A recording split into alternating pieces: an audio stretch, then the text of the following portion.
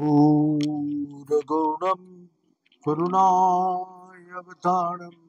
संसारसारं भुजगेन्द्रहारं सदा वसन्तं हृदयारविन्दे भवानी सेतं नमामि। तमेव माता च पिता तमेव तमेव बन्धुश्च सखा तमेव विद्यार्जनं तमेव सर्वं मम देवदेव। ॐ पूर्णमद पूर्णमिदं पूर्णात् पूर्णमुदच्यते पूर्णस्य पूर्णमादाय पूर्णमेव। ॐ शान्ति शान्ति। नारायण हरि ओम नारायण हरि ओम शिव शिव हर हर शिव शिव हर हर नारायण हरि ओम नारायण हरि ओम। परमात्मा अंतर्यामी परमात्मा अंतर्यामी परमात्मा अंतर्यामी परमात्मा अंतर्यामी नारायण हरि ओम नारायण हरि ओम शिव शिव हर हर शिव शिव हर हर नारायण हरि ओम नारायण हरि ओम नारायण हरि ओम।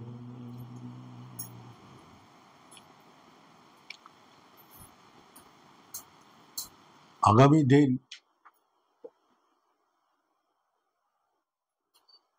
4 मई को जन्नत सप्तमी में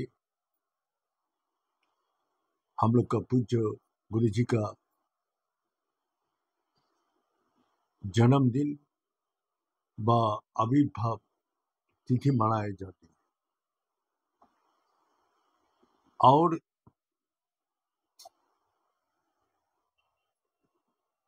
साधन संघ आश्रम का प्रतिष्ठाता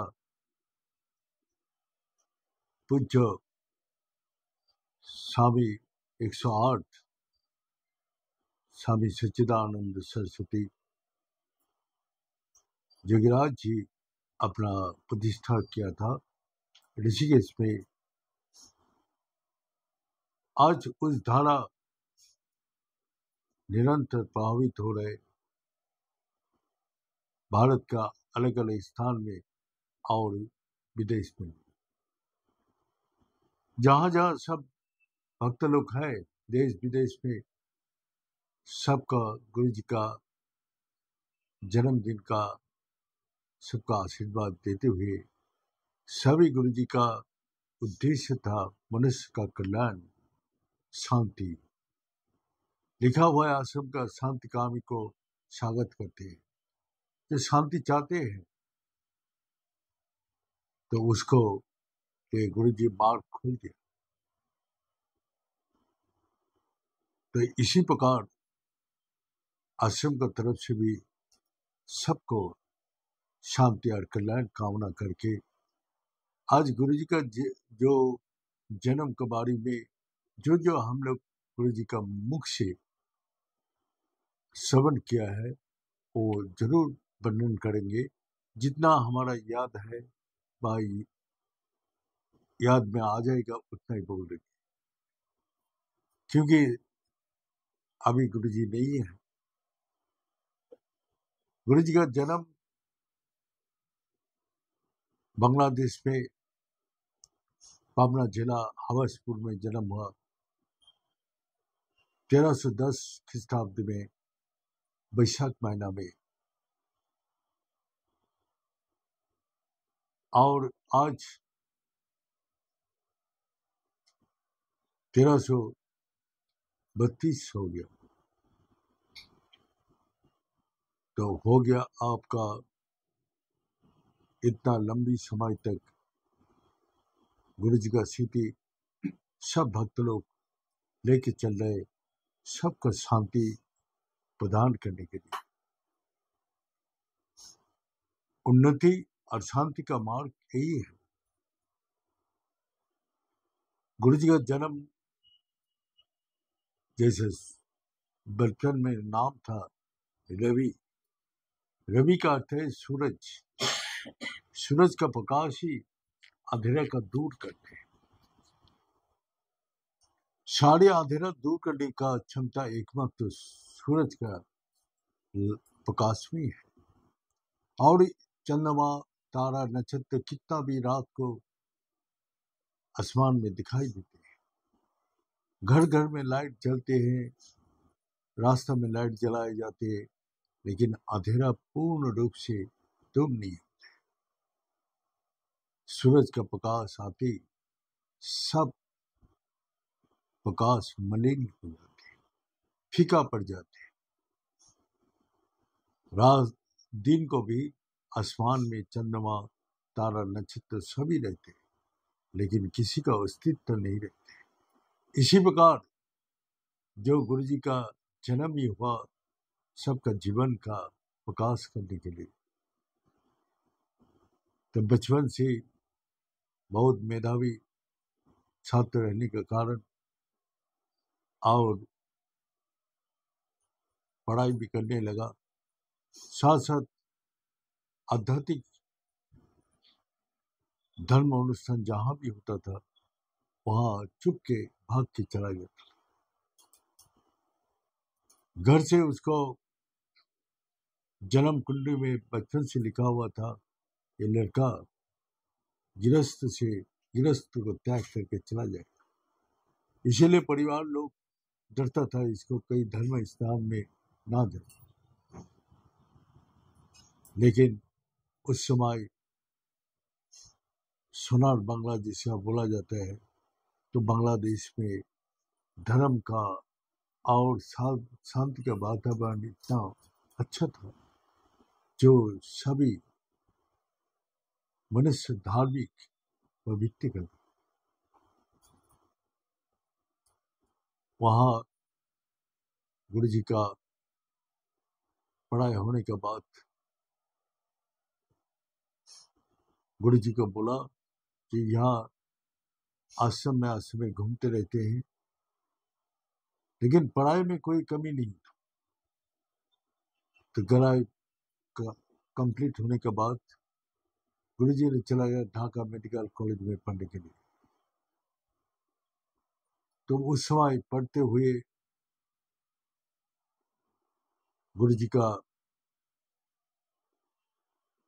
एक प्रोफेसर था, प्रोफेसर गुरुदेव का आह्वान, और उस प्रोफेसर सब स्टूडेंट को बोला हमारा गुरुदेव आ रहे, भजन किसका आते हैं, सभी आना, गुरुदेव अपना भजन कीर्तन बहुत पसंद करते हैं। और उसको मुहूर्त में समाधि होता है। तो गुरु जी का मुख से हमने सुना है, जो वो राजघराना का कोई पुत्र था, देखने में चैतन्य बाबू का सुदर्शन सुरूप सुपुरुष, लंबी और हमेशा समाधि में मगन रहता। तो इसी प्रकार जब हम लोग गुरुदेव आया प्रोफेसर साहब का, हम लोग सभी भजन कीर्तन किया।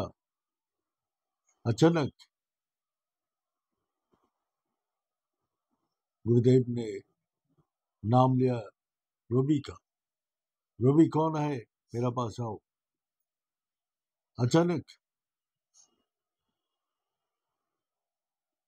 तो गुरु जी बोलता था, जब उस महापुरुष का पास आया तो मेरा को 1 महीना पहले ही कौन कौन आएगा मिलने के लिए, कौन समय कौन कौन आदमी आएगा, नाम, उसके ग्राम का एड्रेस, क्या समस्या लेके आएगा, सब बता देता था।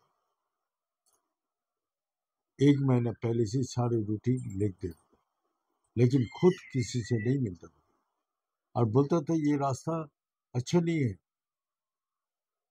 ये सिद्धाई जो है भक्ति का रास्ते में बाधक है। ये सिद्धाई चमत्कारी संसारी लोग के लिए है, लेकिन साधक के लिए बाधक है। गुरु जी का हमेशा बोलते ये विद्या नहीं सीखना,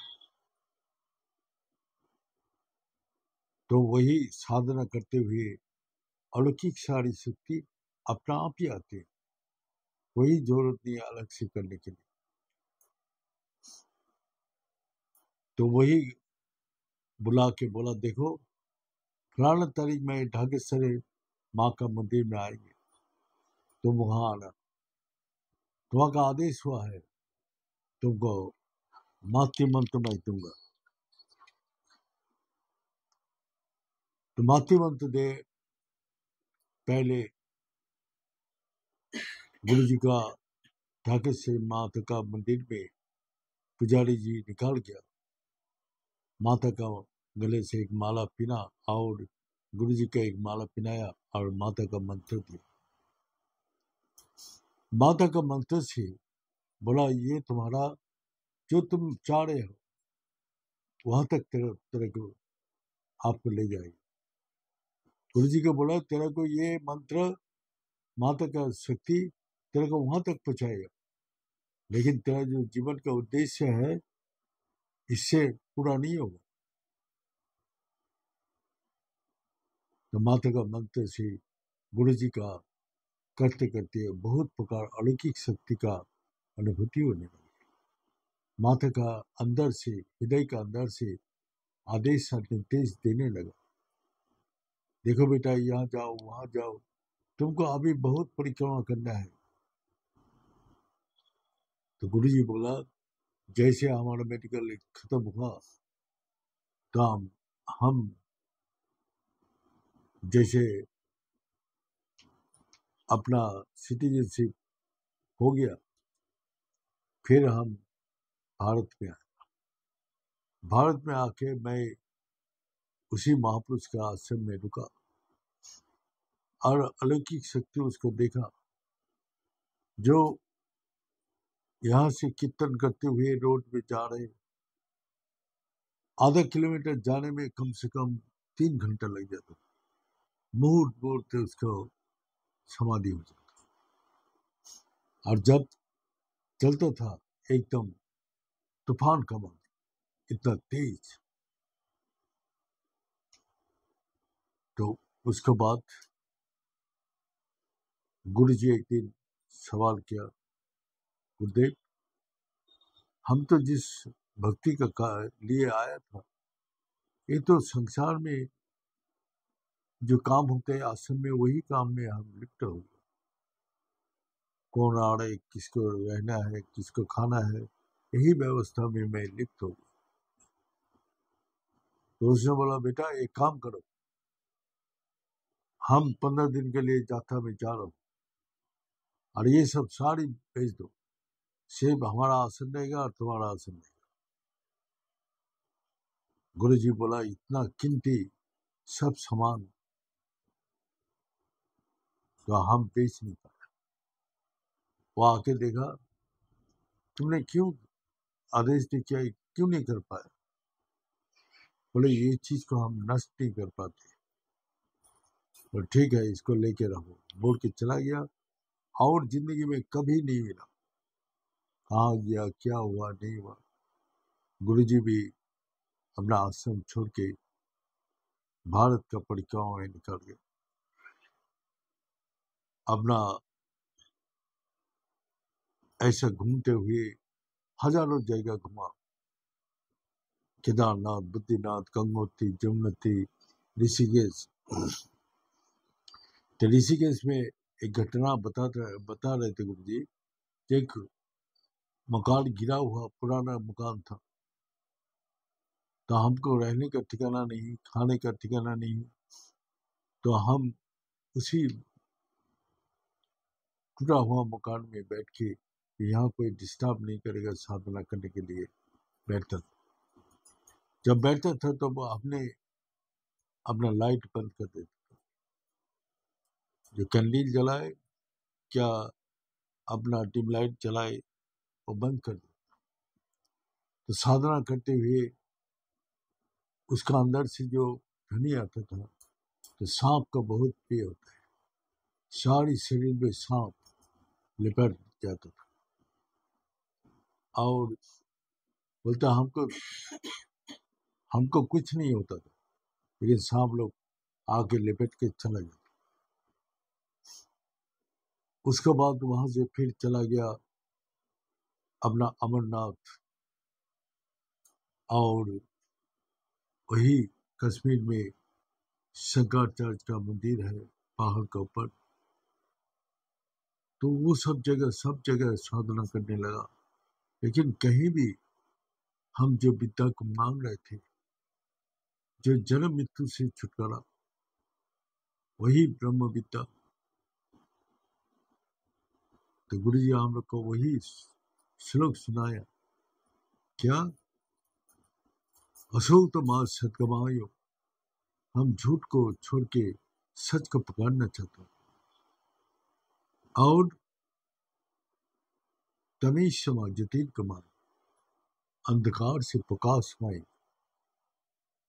दुनिया में जानना चाहता हूँ, मैं कौन हूँ उसको जानना चाहता हूँ।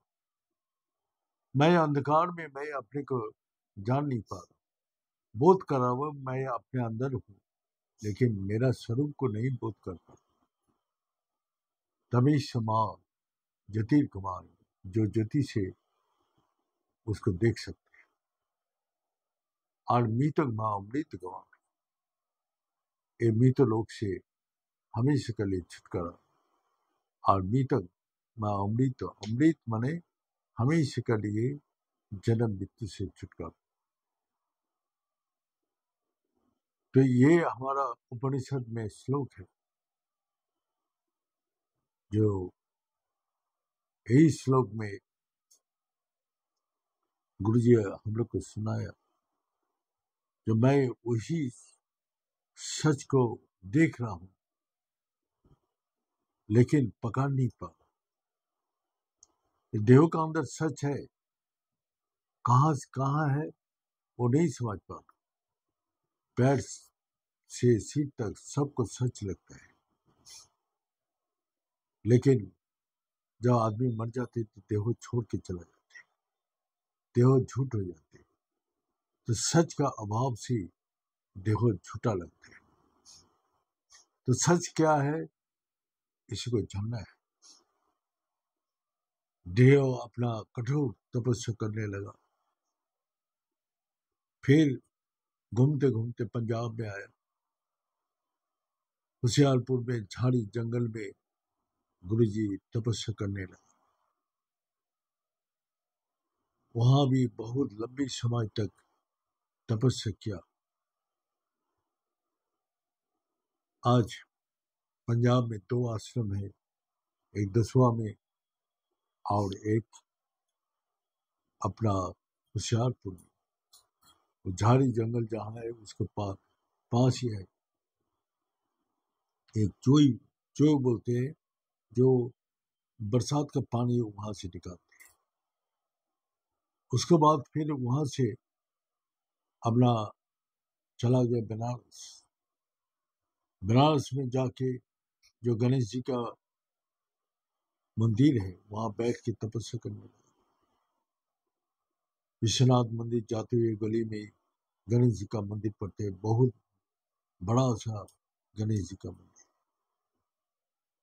लेकिन वहां भी बहुत दिक्कत होने लगा। फिर अपना घाट पर जाके तपस्या करने लगा। सारा दिन रात एक ही चिंता है, कब मेरे को वही खाना पीना रहना सहना कुछ भी नहीं। तो हम भिखारी बना है भगवान को पाने के लिए। अपना ऐसे ही कहो तपस्या करते करते हमको एक दिन गंगा तट, गंगा से सूरज का उदय हो, जैसे मालूम होता है सुबह सूरज का उदय हो, और उसी के माता का दर्शन हुआ। माता का भक्ति तो मैं करते था, बहुत अलौकिक शक्ति, और अंदर से माता उसको बहुत प्यार से बोलता था, बेटा तेरा जो ब्रह्म विद्या मांग रहे यहाँ नहीं मिलेगा, तो बाबा बैद्यनाथ धाम में जाओ, जहां जाके तेरे को बाबा बैद्यनाथ जी ने तेरे को वही ब्रह्म विद्या दे सकते हैं। धर्म अर्थ काम मोक्ष, ये चार प्रकार देने वाला बाबा बैद्यनाथ जी बैठे। तो गुरु जी भी माता का आदेश मिलते बैद्यनाथ जी आए। बैद्यनाथ जी आने के बाद वहां भी गणेश मंदिर में बैठ के बाबा के पास संकल्प किया, बाबा जब तक आप एक ब्रह्म विद्या नहीं दे रहे तब तक हम अनाहार में रहेंगे, अनासन में रहेंगे। जब तक नहीं मिलेगा शरीर छूट जाए, नहीं तो आप हमको ब्रह्म विद्या दी। हम मर जाएंगे लेकिन हम इसको नहीं छोड़ेंगे, ब्रह्म विद्या हमको चाहिए चाहिए। तब उसके एक माता वहां तपस्या कर रहे थे, तीसरी माँ, उसने आके बोला, बाबा का हुक्म दिया, जाओ उस बच्चा को जाके बोलो, उस बच्चा को जाके बोलो जे यहाँ खाए पिया और पड़ा रहे, ब्रह्म विद्या इतना जल्दी नहीं मिलता है, बाबा का हुक्म है। गुरु जी का किसी को पता नहीं था जब मैं ब्रह्म विद्या के लिए बैठा हूँ, सिर्फ बाबा को मैं प्रार्थना किया अंतर से। वही तीसरी माँ जब बताया तो मेरे को पता चला, बाबा के पास मेरा अर्जी पहुंच गया, मेरे को जरूर ब्रह्म विद्या मिलेगा। और मैं जो ब्रह्म विद्या के लिए आए हैं यहाँ तो कोई नहीं जानते। तो बाबा जो वो माता जी से अपना आदेश दिया, तो माता जी आके मेरे को बोला, बेटा बाबा जी ने आदेश दिया, बाबा वैद्यनाथ जी ने आदेश दिया, तुम खाओ पिए पर इतना जल्दी नहीं मिलेगा। तो गुरु जी ने बोला, माँ मैं तो, बाबा मेरा पिता है, हिमालय है, मैं हिमालय के कंकड़ भी हूँ, उसका संतान ही हूँ। लेकिन बच्चे तो ये राजपाट ये दुनिया का कुछ नहीं मांग रहे, हम तो सिर्फ ब्रह्म विद्या मांग रहे हैं। ब्रह्म विद्या हमको देने में क्या योग है। तब ब्रह्म विद्या के बारे में गुरु जी बताते रहे थे, जिसमें सारी विद्या समा हुआ है, राज विद्या राज गुच्छम, जो सब विद्या में सर्वश्रेष्ठ विद्या है ये ब्रह्म विद्या, जिसमें सब विद्या उसी में समा हुआ है और उसमें सारी ज्ञान जान एक विद्या से सारी ज्ञान हो जाती है और वो हमेशा के लिए जो चीज मिलता है हमेशा के लिए मिलता है, वो कभी भी दूर नहीं होगा, कभी भी उससे वो अपना हाथ से नहीं निकलेगा। विद्या जब एक बार आ गया वो कभी भी और खत्म नहीं होता, वो बढ़ते हैं, उसको जितना व्यवहार करेंगे उतना ही शक्ति बढ़ते रहेगी, सारी शक्ति सामान्यते और उस विद्या में सारी शक्ति समा हुआ है और उसको पाने के बाद और इस संसार का कोई चीज पाने के बाकी नहीं रहे। गुरु जी हम लोग को बताया ब्रह्म विद्या का जो राज विद्या राज गुच्छम अति गोपनीय है, तुम्हारा शरीर का अंदर ही है लेकिन अति गोपन है और पवित्र में मोहतम, और जब गंगा कभी अपवित्र नहीं होते, इसी प्रकार तुम्हारा अंदर पवित्र धारा बह रहे, गंग ज्ञान रूपी गंगा तुम्हारा देह का अंदर बह रहे जो हमेशा तुमको पवित्र रखेगा। इस संसार का कोई भी अपवित्र तुमका अंदर प्रवेश नहीं करना। और क्या बोले प्रत्यक्ष गमन धर्मम, और ये सच को सच चैतन्य है और चैतन्य आनंद स्वरूप, सच्चिद आनंद स्वरूप में तुमको प्रतिष्ठित कर एवं गारंटी का साथ बोल रहे इस विद्या तुमको इसको मिलाएगा ही मिलाएगा और शिष्य का कर्तव्य पाए करने में बहुत कष्ट नहीं है, खाना नहीं छोड़ना पड़ेगा, ना जंगल जाना पड़ेगा, ना गुफा में जाना पड़ेगा, सिर्फ तुम्हारा दृढ़ विश्वास और उसके ऊपर निष्ठा, श्रद्धावान लंपति ज्ञान, उस ज्ञान को कौन लाभ कर सके? श्रद्धा, श्रद्धा किसको बोलते हैं? 100% जिसमें विश्वास है और उसी में निर्भर करती है, वही श्रद्धा तुमको सारे ज्ञान की प्राप्ति कर और करने में कोई कष्ट नहीं है। और ये भी बोल रहे हैं जो वेद पाठ करके हमको कोई नहीं जान सकते, ना हवन करके जान सकते, ना तपस्या करके जान सकते, ना दान पुण्य करके जान सकते, लेकिन जो ये ब्रह्म विद्या जानते हैं वो हमारे साथ निरंतर युक्त रहते हैं। वेद से यज्ञ से तपे से चैव दान से जट पुण्य फल प्रतिष्ठितम अतुत सर्व वेद विदिता जोगी स्थान मोपित चंद्र। लेकिन जो हमारे साथ युक्त हो जाते हैं वो वेदों का ज्ञान हो जाते हैं, जो हवन करके जो फल मिलता है वो भी मिल जाते, तपस्या करके जो शक्ति मिलता है वो भी मिल जाते, जो दान करने से जो पुण्य मिलता है उसका पुण्य भी मिलता है और मैं भी मिल जाता। तो इसीलिए गीता में भगवान अर्जुन को यही शब्द बोला, तो मेरा से युक्त हो और युक्त होके कर्म कर, इस संसार का कोई वस्तु तेरा को सुख दुख अशांति तेरा हृदय में प्रवेश नहीं कर सकती, तो हमेशा के लिए आनंद में शांति से सुख से रहे।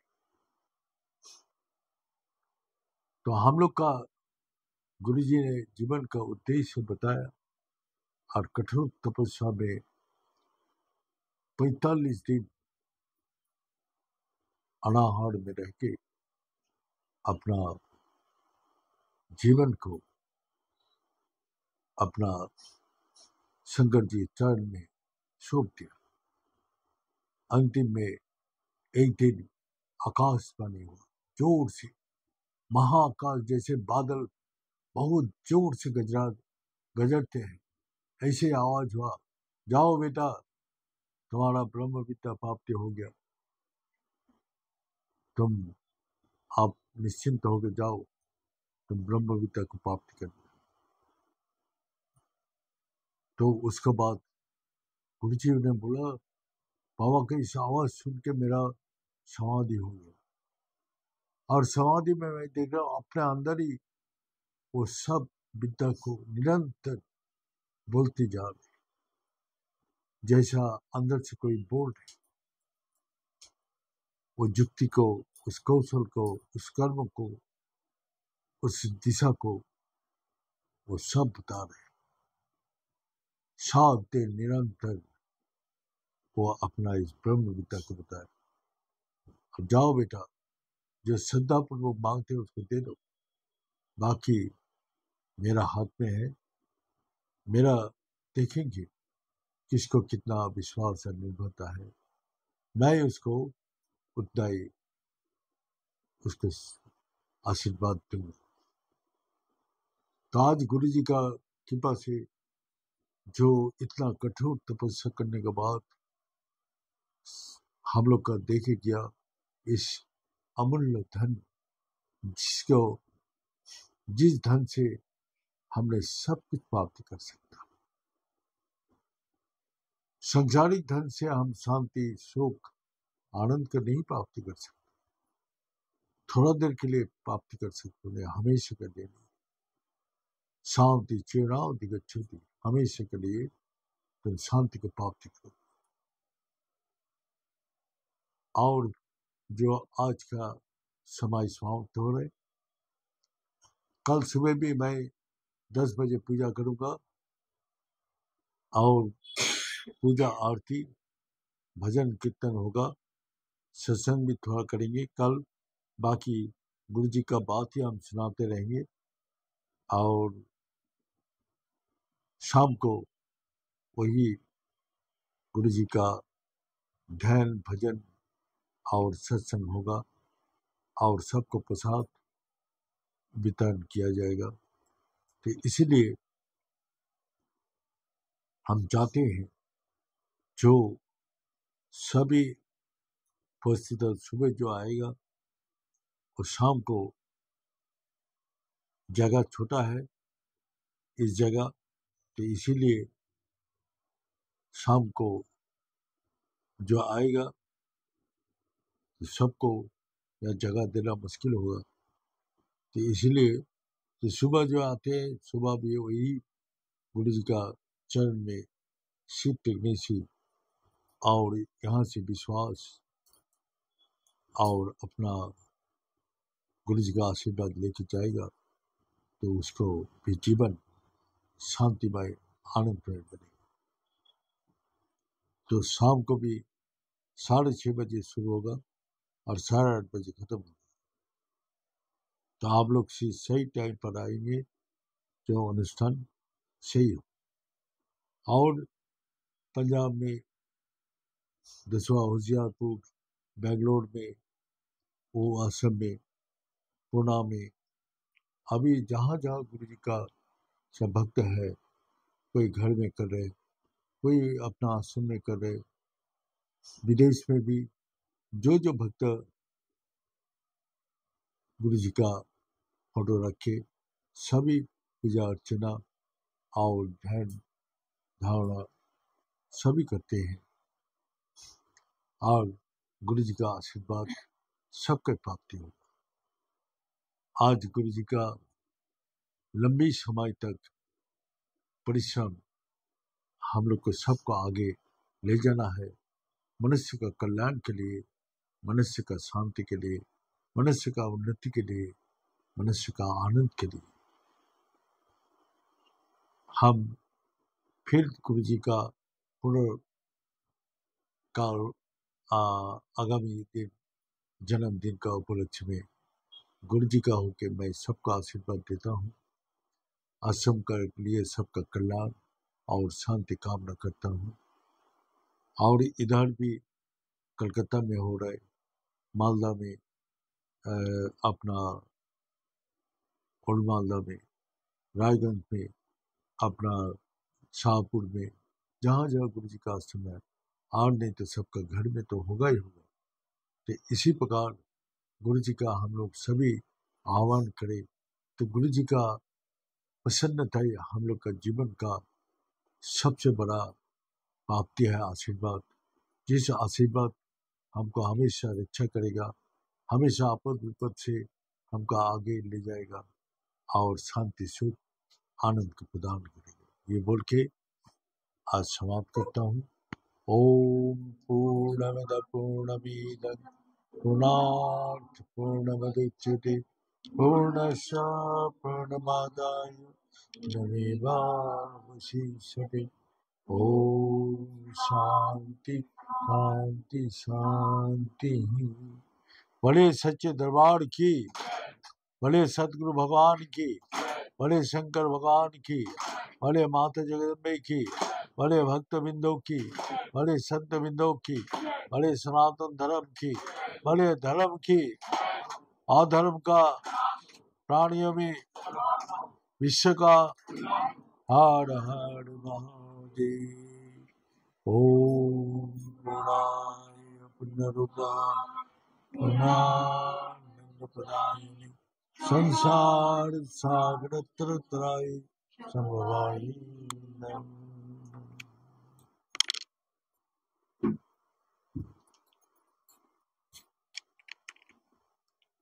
आधा घंटा हो गई।